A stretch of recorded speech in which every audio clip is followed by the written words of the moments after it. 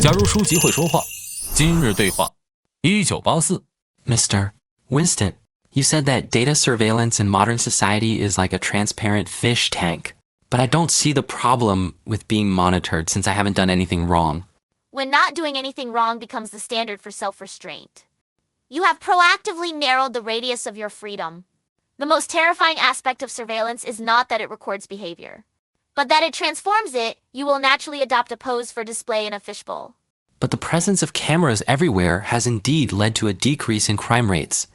Isn't that a sign of progress? Those who trade security for freedom will end up losing both. In the age of telescreens, there were no murders on the streets, but everyone was executing their own souls with thought crime. You always say that history is constantly being rewritten. Does that mean the textbooks we read now are all lies? The truth doesn't need to be covered up with lies. It merely requires the substitution of key terms and the reorganization of the narrative. Look at the stories of the pandemic fight. There are 3 versions. The hero's tale, the superiority of the system, and the sacrifice of the entire population. Each version tailors a different piece of historical fabric. In the workplace, everyone uses positive energy to filter out sensitive words. Would this be considered part of the new discourse system you mentioned? When layoffs become structural optimization and forced demolitions turn into urban. But self-censorship at least offers some protection. Isn't confrontation even more dangerous? When you learn to dance in a minefield, you forever lose the ability to run. The Ministry of Truth employees in 1984 would unconsciously alter their memories even after work. Mental castration is more complete than physical destruction. Everyone on my social media is sharing, "May life be peaceful and beautiful."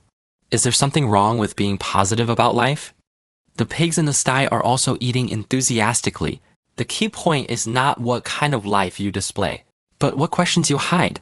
When all social media turns into colorful ideological reports, the illusion of a peaceful and perfect life becomes a form of white terror. When our superiors told us to study the 4 consciousnesses, I distinctly felt nauseated. Does this count as doublethink? What's even more terrifying is that you can now explain this repulsiveness with academic concepts. When resistance becomes an analyzable specimen, it indicates that the system has allowed a certain harmless awareness to exist as a safety valve. You mentioned in your book that the proletariat is not scary, but it seems to me that the people at the bottom have no sense of resistance at all. Every drop of blood shed by delivery workers is transformed by the algorithm into nighttime delivery subsidies. And you think they won't resist. The terrifying thing about the proletariat is that their endurance has no lower limit. This is not numbness, but a calibration before the storm. With so many truth revealers on knowledge payment platforms, doesn't this indicate that the space for free speech has expanded? If the canary in the cage sang a different tune every day, would you feel the cage had grown larger? Truly dangerous ideas never require payment. They flow freely like oxygen. And now you're breathing the compressed air tailored by the platform. But there's so little we can do, and staying awake only brings more pain. What should we do? Would granite feel pain during an ice age? Lucidity is not an emotion, but an accumulation like geological layers. When you can identify all the inverted rhetoric of peace is war, you have become a living specimen for future archaeologists. Aren't memes and humor a form of resistance when colleagues use them to lighten the mood? Political anxiety wrapped in dog-faced emojis is like putting rhinestones on handcuffs. When all criticism must be delivered as a joke, it means that truly serious dialogue has long been dead. Can we at least speak the truth in our small circle? Secret book club of 5? A WeChat group with more than 7 people? Remember, all the private spaces you think you have are just cricket jars for big data.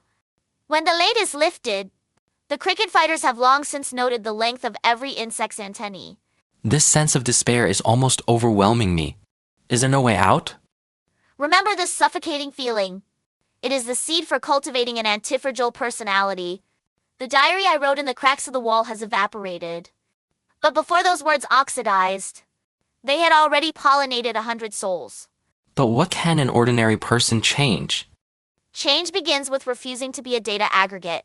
When you turn your head away from the camera while making a facial recognition payment, or deliberately enter the wrong temperature when checking in with health code. These 0.1% deviations are micro-rebellions. But does such a minor act of defiance really matter? Every grain of sand on the beach feels powerless against the waves, until one grain starts to roll. The mathematical starting point of an avalanche is not the last snowflake, but the first grain of sand that decides to move. Do you think our generation will still be able to witness change? I once watched my diaries being thrown into the memory black hole in the archives. But today, you can take screenshots and save them before they are censored. Storing evidence on the blockchain, there will always be cracks in the chains of technology where a crowbar can be inserted. Finally, please tell us how we should live. Live like a time traveler. Each morning, recite 3 real historical events. At dinner, practice talking about the weather without using metaphors. Before bed, write 2 sentences in your diary that algorithms cannot recognize as heartbeats. These are the mental exercises of the 21st century.